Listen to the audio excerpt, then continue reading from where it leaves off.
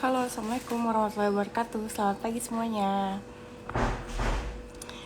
Hari ini kita mau live IG lagi dengan seorang pembicara dari Institut Pertanian Bogor. Nah, aku kenalin dulu ya. Sebelumnya namanya ini Kadina. Dia ini di prodi manajemen lahan manajemen sumber daya lahan kayak gitu. Nah, sebelumnya kedengeran gak ya suara aku nih? Kalau sekiranya kedengeran, aku langsung invite kakaknya ya. Buat teman-teman yang nonton, jangan lupa diundang teman-temannya buat nonton juga. Sebentar.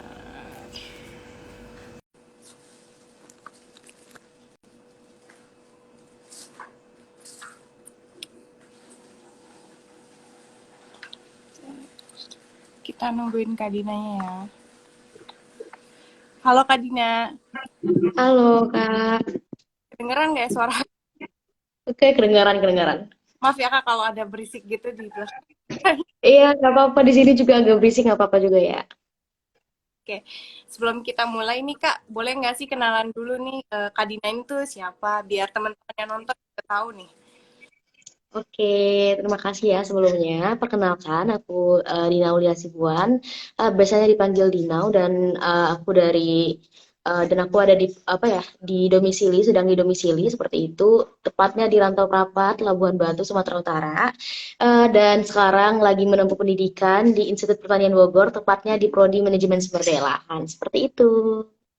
Wah, terima kasih Kak Dina. Berarti boleh apa nih, Kak Dina ini rantau ya ke IPB, Iya benar-benar. keren-keren. Sebelum kita bahas sumber daya, manajemen sumber daya lahan, Kak, Iya benar-benar. boleh nggak sih Kak kita kenalan sama kampusnya dulu? Gila. Soalnya kan mungkin teman-teman udah tahu nih, mungkin kurang tahu juga kayak kehidupan di IPB itu gimana kegiatan kampusnya. Mm-mm. Kayak gitu, Kak. Oke, sebelumnya tadi agak macet-macet, tapi aku jawab sebisanya aja ya. Iya, Jadi boleh. kalau di IPB tentunya teman-teman pada tahu lah ya, IPB University, Institut Pertanian Bogor, seperti itu merupakan salah satu kampus terbaik di Indonesia dan juga merupakan kampus pertanian terbaik bangsa lah seperti itu. Nah, di IPB ini tentunya banyak prodi, bukan cuma sekedar manajemen sumber daya lahan, tapi banyak prodi lainnya juga gitu, yang mungkin satu sama lain saling mendukung seperti itu. Dan di sana juga tentunya tempatnya nyaman banget ya karena fasilitas kampus cukup lengkap terus kayak udaranya juga bagus lah, dingin seperti itu walaupun gak dingin-dingin banget tapi adem aja gitu ya. Terus kalau di kampus itu tuh memang banyak kegiatan ya karena memang dari kampus memfasilitasi berbagai jenis organisasi, mulai dari BEM, DPM, UKM sampai himpunan tersendiri. Nah kalau di jurusan aku itu ada himpunan tersendiri ya, itu namanya HMIT atau Himpunan Mahasiswa Ilmu Tanah. Teman-teman kalau misalnya kepo dengan himpunan jurusan aku bisa langsung di ini aja langsung di stalking aja tuh at HMIT underscore IPB seperti itu. Oke, Kak Dina. Terima kasih penjelasannya. Belum ini Kak bahas lagi, pengen tahu sih Kak, sempat kuliah di IPB-nya belum corona ini? Sempat karena memang sekarang kan sedang menempuh semester 6 ya. Jadi memang kurang lebih 1 tahun setengah itu ini offline seperti itu. Jadi udah sempat ngerasain sampai semester 4 tapi tidak full gitu ya. Sempat merasakan gitu kondisi offline di kampus seperti apa seperti itu. Oh, jadi makanya tadi Kak Dina lancar banget ya ngejelasin IPB tuh kayak gimana, seberapa asik. Iya. Soalnya kan kalau yang teman-teman yang nggak tahu nih, yang corona mungkin Mm-mm. kan nggak bisa ngerasain juga ya Kak di IPB tuh gimana sih gitu. Cuman taunya di online aja. Iya, benar. Ya nih Kak, kita langsung aja ya Kakak nih. Kalau ngedenger-denger dari nama prodinya itu kan manajemen sumber daya lahan. Nah, itu tuh Iya. jelasin nggak sih Kak, maksudnya manajemen sumber daya lahan tuh kayak gimana gitu? Oke, Prodi Manajemen Sumber Daya Lahan ya. Prodi ini tuh merupakan bagian dari Departemen Ilmu Tanah dan Sumber Daya Lahan di IPB University sendiri. Nah, jadi Prodi ini memang difasilitasi lengkap ya, di mana kita itu punya berbagai jenis laboratorium, mulai dari laboratorium kimia dan kesuburan tanah, konservasi tanah dan air, bioteknologi tanah, bahkan memiliki studio atau laboratorium penginderaan jauh dan informasi spasial, bahkan perencanaan dan pengembangan wilayah. Dan masih banyak lagi tentunya, dan di prodi ini juga kita akan diajarkan nih dengan dosen-dosen yang begitu profesional karena memiliki kualifikasi yang tinggi seperti itu. Dan di prodi ini nih kita tuh mengkaji tanah sebagai sumber daya alam seperti itu. Jadi nanti di sini teman-teman semuanya um, nantinya bakal mempelajari tanah itu tuh mulai dari pembentukannya, klasifikasinya, pemetaan, dan karakteristik tanah itu sendiri seperti itu. Jadi selain kita menghitung atau melihat tingkat kesuburan tanah, kita juga nantinya bakal mengetahui bagaimana cara mengelolanya agar dapat mendukung kehidupan seluruh makhluk hidup yang ada di Indonesia ini, yang ada di dunia ini seperti itu. Jadi memang di ilmu tanah ini juga sering sih disebut dengan earth science seperti itu. Oke, makasih ya Kak. Ini udah ada pertanyaan nih Kak dari M. Eh, Biaya kuliah di IPB besar atau enggak? Nah, mungkin tuh Oke, untuk biaya kuliah ya, untuk biaya kuliah tersendiri memang itu ada beberapa golongan tertentu, jadi memang bisa dicek juga di website IPB dengan resminya. Di situ memang ada golongan mulai dari 500.000 sampai golongan teratas kalau tidak salah 10 juta seperti itu. Jadi memang tergantung lagi nih eh, tergantung lagi kepada penghasilan orang tua kita. Jadi memang jadi tidak ada ini ya, jadi tidak bakal ada pemerataan seperti itu karena memang tergantung kembali ke perekonomian keluarga kita. Jadi tenang aja kalau masuk IPB nggak bakal ini deh, nggak bakal apa ya, nggak bakal ketinggian dan nggak bakal kerendahan karena emang bakal disesuaikan sama keadaan dan kemampuan keluarga itu sendiri seperti itu. keren. Berarti ya ada sistem kita bisa milih ya Kak di tingkat berapa kita.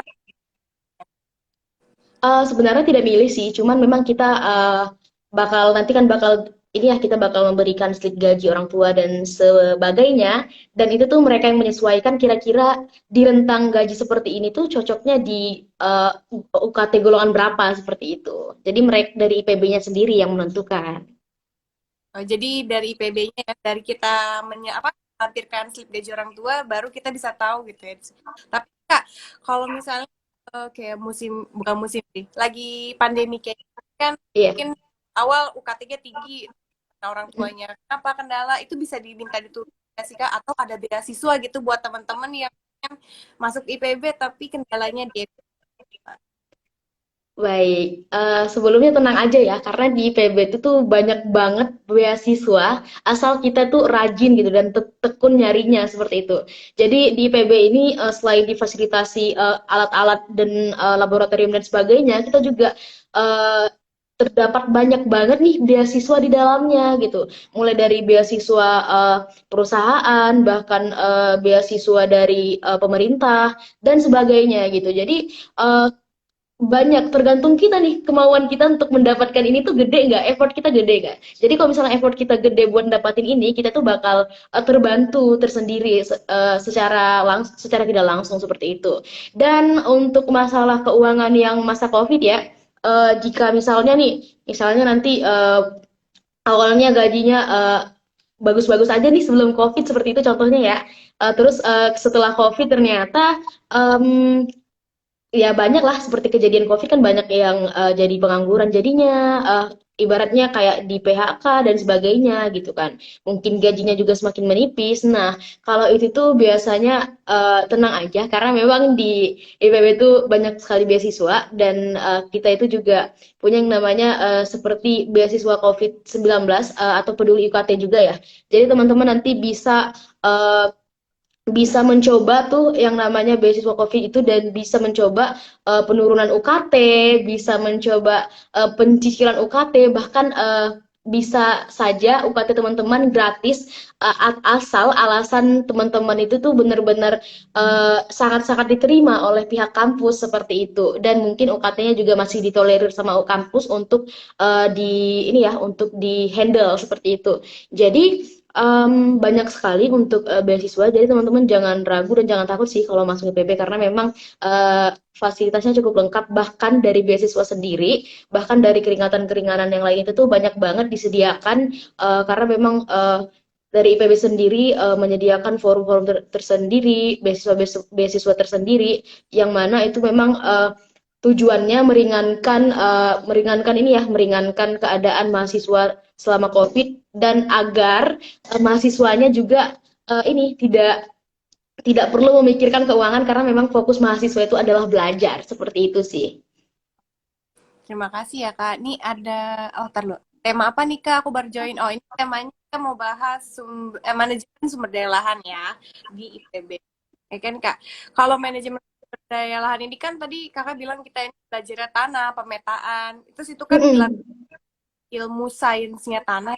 Kalau kira-kira nih Kak, teman SMA yang dari IPS atau SMK bisa nggak Kak masuk ke prodinya Kakak? Oke, overall memang sih ilmu tara ini adalah saintek ya.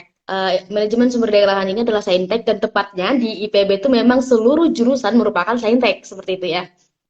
Namun bisa saja ya teman-teman mengikuti SBMPTN dengan memilih saintek seperti itu. Namun memang membutuhkan effort yang lebih gede lagi, karena memang teman-teman mungkin pas SMA-nya tidak belajar mengenai IPA, jadi mungkin pas SBM teman-teman harus belajar IPA. Jadi pasti effortnya lebih gede nih daripada teman-teman yang mungkin awalnya dari IPA seperti itu kan ya Kak ya. Jadi bisa-bisa saja asalkan emang effort kita sesuai seperti itu, karena memang nggak bakal karena kalau usaha kita gede, insya Allah usaha juga akan mengiringi, seperti insya Allah hasilnya akan mengiringi juga, seperti itu maksudnya. Kak, tadi aku lupa nih. Kalau kakak ini tuh sekolah vokasi IPB atau IPB-nya? Soalnya kan kita Oh tahu nih ada vokasinya juga ya kan Kak. iya, Nah, benar benar benar. manajemen sumber daya lahan ini tuh masuknya di vokasi atau di yang satu gitu Kak? Oke, jadi manajemen sumber daya lahan ini merupakan ini ya, program sarjana S1 ya. Jadi merupakan program sarjana, berarti S1 ya. Jadi tepatnya karena kita memang S1 dan kita tuh berada di kampus utama, yaitu di IPB Dramaga ya. Kalau misalnya vokasi memang ada, dia itu di Barangsiang di Kota Bogor seperti itu. Kalau di vokasi tersendiri itu tuh jurusannya eh, bisa dicek lah di ini ya, di websitenya IPB. Contohnya juga ada itu seperti komunikasi, IPB punya komunikasi tuh di vokasi dan sebagainya. Seperti itu. Nah, kalau di vokasi sendiri seingat saya tuh masih ada yang IPS atau IPA-nya. Jadi mungkin teman-teman bisa cek juga tuh kalau memang tertarik seperti itu. Dikasih. Nih Kak, ada tantangan nggak sih Kak belajar daya manajemen lahan? Apa enggak sih gitu? Atau ternyata tuh gampang-gampang aja belajar di prodinya kakak ini?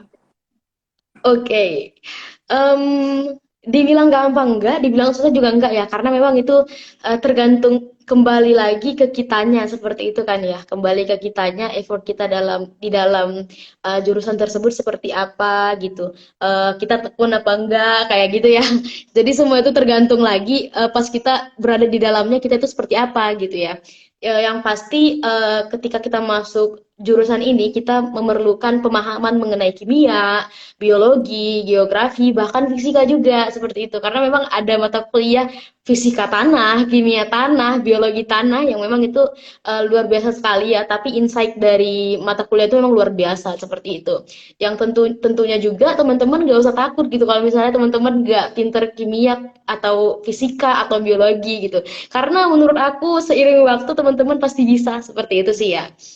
Karena kan ada ini ya, ada dorongan tersendiri kan, jadi nggak usah takut karena memang nggak bisa kimia, nggak deh nggak mau masuk ini gitu, nggak bisa sih, karena memang seperti apapun secara tidak langsung kita bakal menemukan itu juga seperti itu.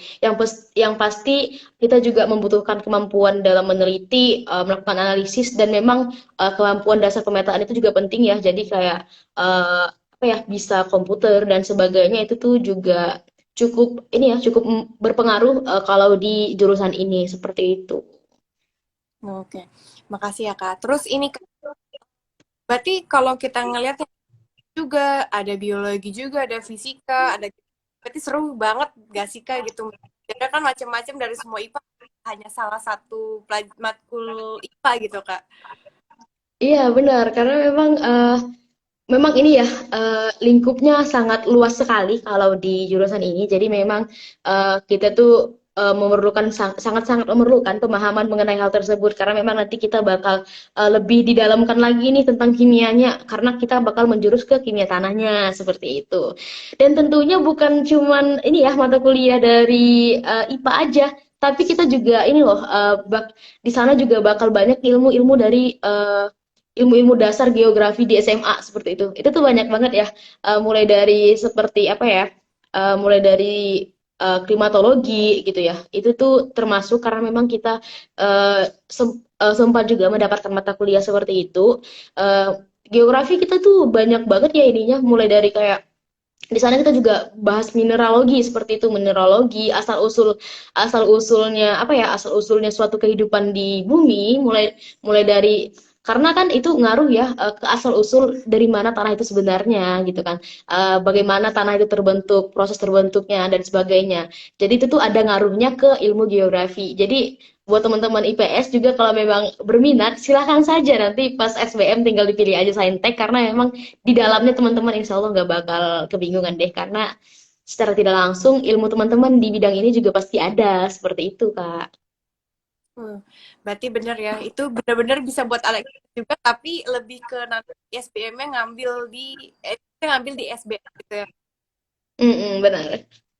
Terus kalau masuk ya kakak nggak sih passion dulu gitu kira-kira apa namanya kayak minatnya dulu kayak bakatnya dulu gitu kak.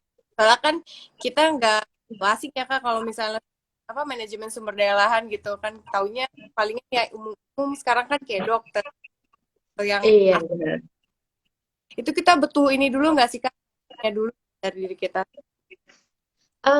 Pertama-tama sih memang awalnya bingung gitu ya kayak mau masuk jurusan mana nih gitu kan.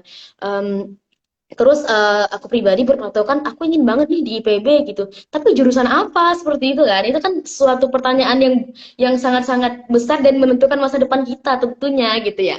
Jadi tentunya itu perlu banget yang namanya cari tahu terlebih dahulu mengenai apa yang akan kita dalami nantinya seperti itu. Jadi sebelum aku milih jurusan ini di SNMPTN itu aku searching-searching dulu karena aku nggak mau nih takutnya nanti aku di dalam seperti apa seperti itu kan takutnya malah nggak sesuai sama aku seperti itu jadi perlu yang namanya mencari jati diri kita sesuai apa tidak dengan jurusan yang akan kita lalui nanti seperti itu dan ternyata pas aku baca nih di website yang ada ternyata memang jurusan ini tuh berkaitan erat dengan kimia karena memang di dalamnya sangat banyak kimia mulai dari pemupukan itu sangat-sangat membutuhkan ini ya ilmu kimia mulai dari dan sebagainya deh banyak banget seperti itu tentunya ya.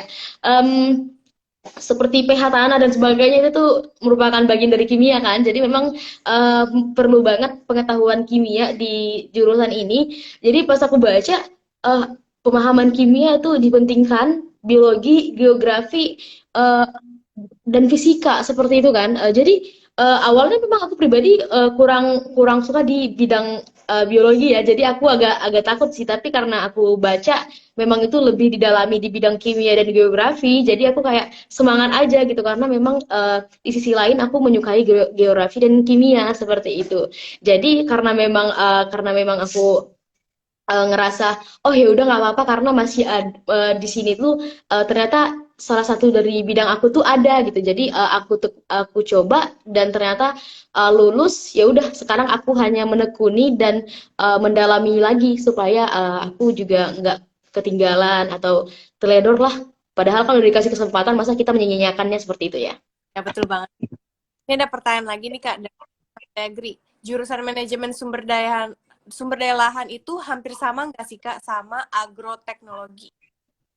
Ini sepengetahuan aku ya, maaf kalau salah karena memang aku bukan dari jurusan agroekoteknologi, itulah oke. Jadi memang Setahu aku tuh berbeda ya, cuman memang agak menyerempet dikit seperti itu. Jadi kalau di manajemen sumber daya lahan ini memang kita fokus ke tanah dan lahan seperti itu ya. Kita fokus terhadap tanah dan lahan. Sedangkan kalau di agroekoteknologi, setahu aku itu memang kita tuh kita tuh mempelajari ilmu tanah ada, kita mempelajari hama dan penyakit tanaman ada, bahkan kita juga mempelajari tentang agronomi dan hortikulturanya. Jadi kalau di ini ya, kalau di agroekoteknologi itu tuh dia tuh mempelajari beberapa jurusan yang ada, jurusan pertanian seperti itu. Jurusan pertanian. Sedangkan kalau di ilmu tanahnya emang itu sudah mendalami lagi yang namanya ilmu tanahnya. Sedangkan teman-teman yang di agroekoteknologi itu setahu saya memang dia tuh lebih umum lagi karena dia memang mempelajari masing-masing dari jurusan pertanian yang ada di Fakultas Pertanian IPB seperti itu. Di IPB tuh ada jurusan agronomi dan hortikultura, proteksi tanaman atau hama dan penyakit tanaman, ada ilmu tanah dan juga arsitektur lanskap. Nah, kalau di agroekoteknologi itu setahu saya pribadi nih ya, itu tuh mencakup ilmu tanah, hama penyakit tanaman hingga agronomi. Jadi dia tuh cakupannya seperti itu. Sedangkan kalau di ilmu tanah sendiri kita tuh sangat-sangat mendalami di bagian tanah dan lahan. Seperti itu. Oke, terima kasih Kak Dina. Ada lagi nih pertanyaan Kak dari hello.run. Kalau praktikum lagi corona ini gimana nih Kak? Nah, kayak gitu Kak. Oke, karena lagi corona ya agak agak nyesek juga ya karena memang di jurusan ini kita tuh aslinya sering banget turun lapang. Jadi lumayan refreshing ya walaupun capek tapi itu sangat-sangat bahagia kalau udah turun ke lapang karena memang kan bisa membuka mata lebih luas lagi seperti itu kan, pandangan kita lebih luas lagi kalau kita eh, ini turun lapang seperti itu. Aslinya itu tuh kita banyak banget turun lapang ya. Jadi memang uh, selain laboratorium, studio dan turun lapang, kita itu seringlah praktikum-praktikum seperti seperti di tanah itu tuh banyak jenisnya. Jadi kayak mulai laboratorium tadi, studio juga, bahkan yang praktikum lapang atau turun lapang. Nah, bagaimana nih praktikumnya selama corona seperti itu? Jadi kalau praktikum selama corona tentang uh, yang berkaitan dengan laboratorium biasanya memang disediakan video tata cara ini ya, video tata cara um, melakukan hal ini seperti itu. Kalau dari departemen saya pribadi di situ diajarkan dan mungkin menurut saya ya itu jelas sih, masih jelas gitu. Maksudnya kayak bedanya offline sama online itu cuman satu, kita tuh nggak bisa megang barangnya langsung seperti itu kan ya. Tapi kalau untuk pemahaman itu kan tergantung kita pribadi lagi dan tergantung sudah jelas nggak sih penyampaian dari video tersebut, sudah jelas apa tidak penyampaian dari dosen tersebut seperti itu kan ya. Jadi untuk offline dan online itu bedanya memang cuman di masalah alatnya itu tidak kita pegang langsung nih seperti itu.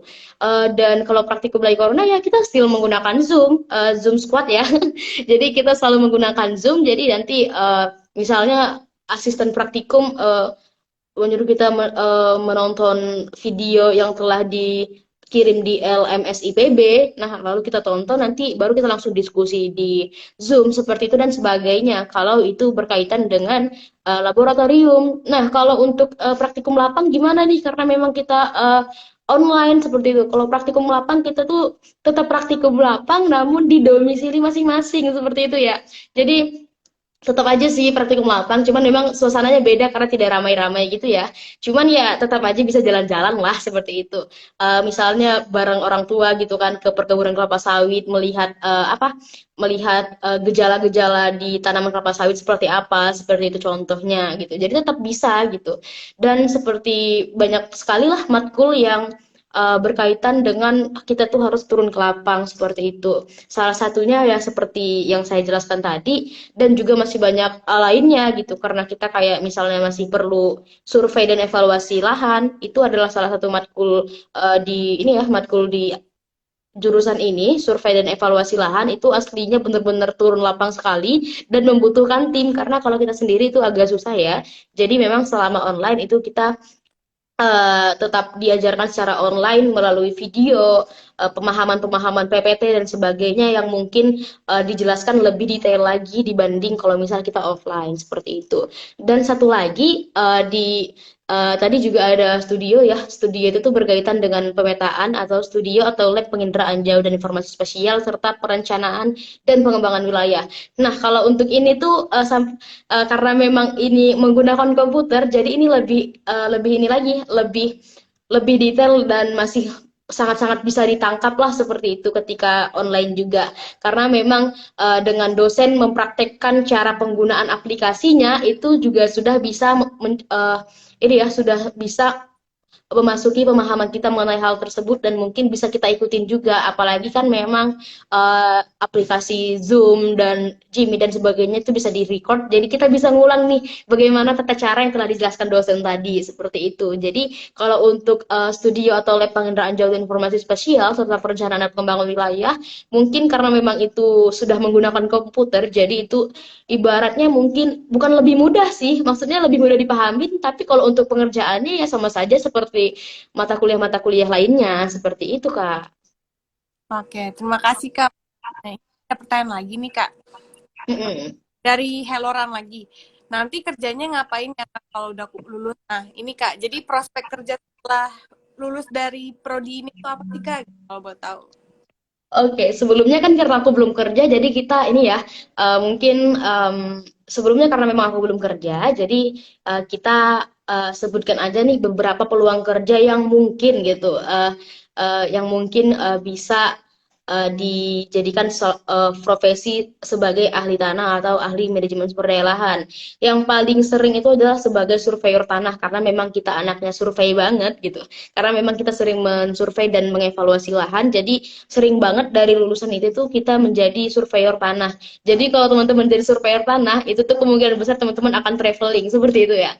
Traveling kayak ke misalnya ke Kalimantan, ke Pulau Sumatera dan sebagainya, itu tuh bakal sering banget.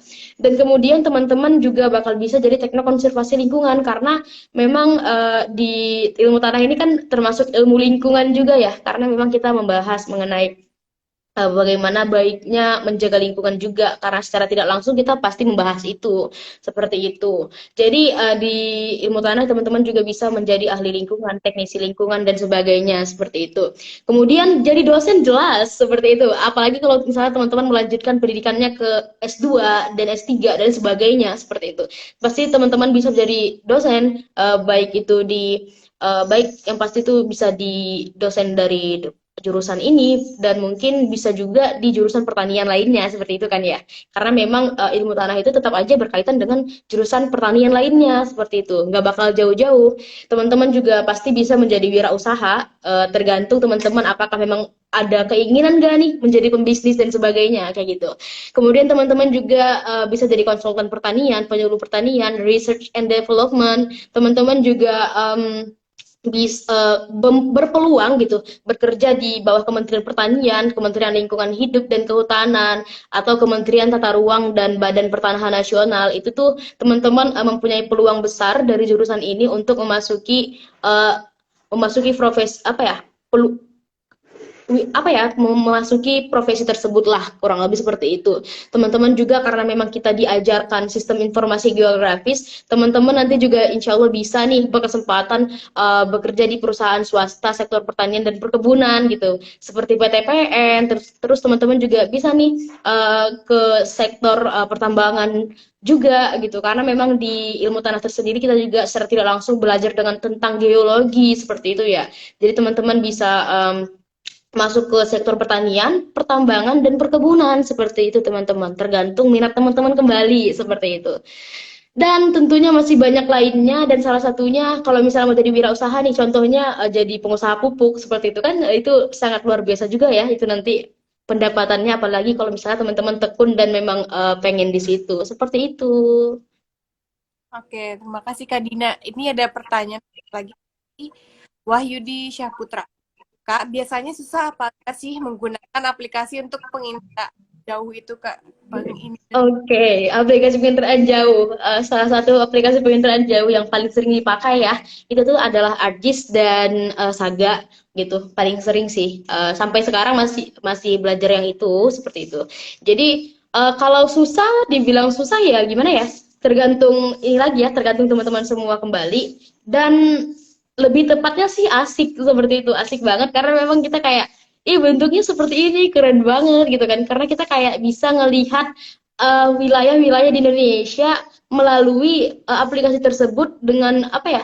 Dengan cara interpretasi kita sendiri gitu. Kayak misalnya kita menggunakan apa ya?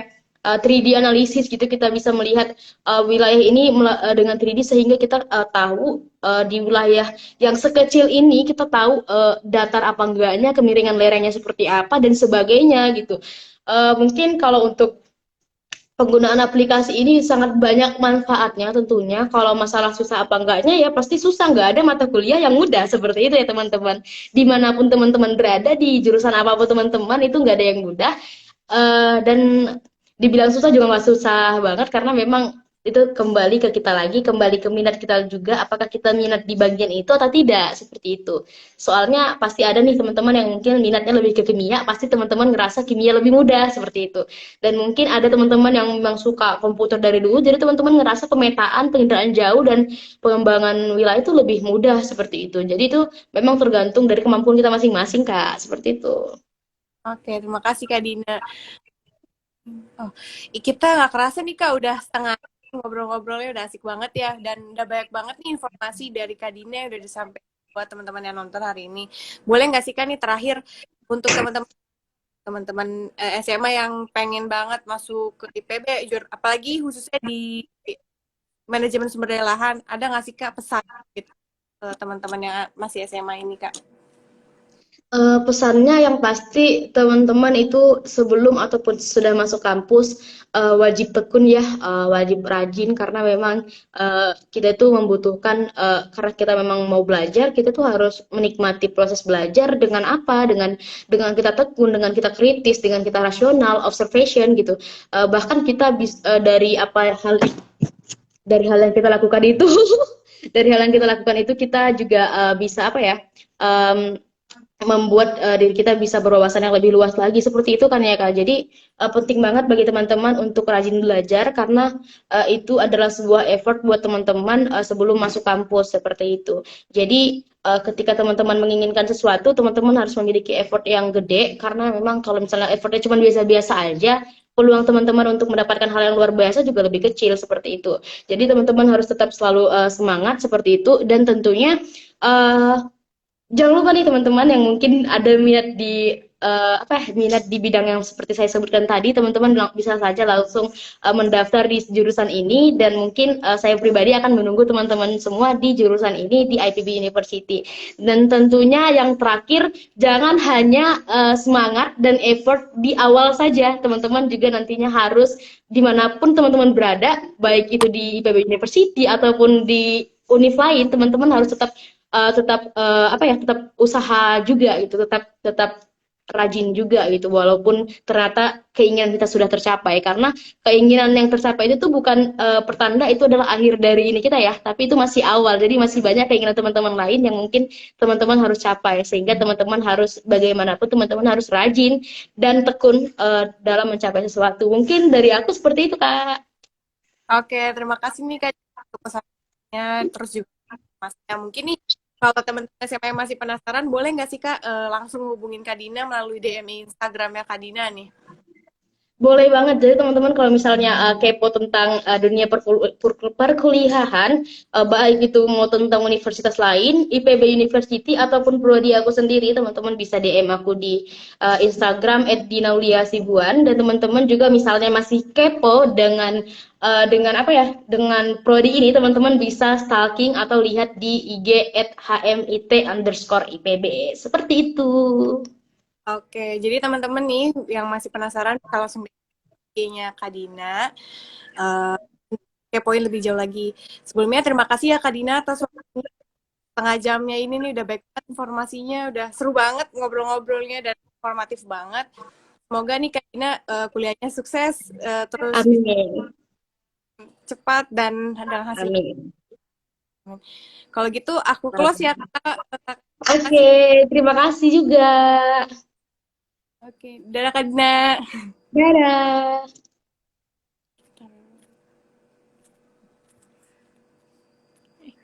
Oke. Jadi gitu ya teman-teman untuk informasi mengenai prodi manajemen sumber daya lahan di Institut Pertanian Bogor atau IPB. Jadi buat teman-teman nih yang ketinggalan atau baru nonton, bisa nonton ulang nanti di IGTV-nya anak sekolah atau bisa cek juga nanti di YouTube-nya kita di ASK Strip Anak Sekolah karena kita bakalan selalu update di YouTube-nya juga untuk live Instagram yang udah kita lakuin. Jangan lupa juga setiap hari Sabtu kita juga bakalan ngadain live Instagram kayak gini untuk udah jurusan atau udah prodi yang lain. Jadi jangan lupa untuk dicatat terus jamnya sih untuk jam 10 pagi biasanya. Jadi jangan ketinggalan ya. Terima kasih buat teman-teman yang udah nonton. Semoga informatif. Sampai jumpa di Sabtu depan selanjutnya. Assalamualaikum warahmatullahi wabarakatuh.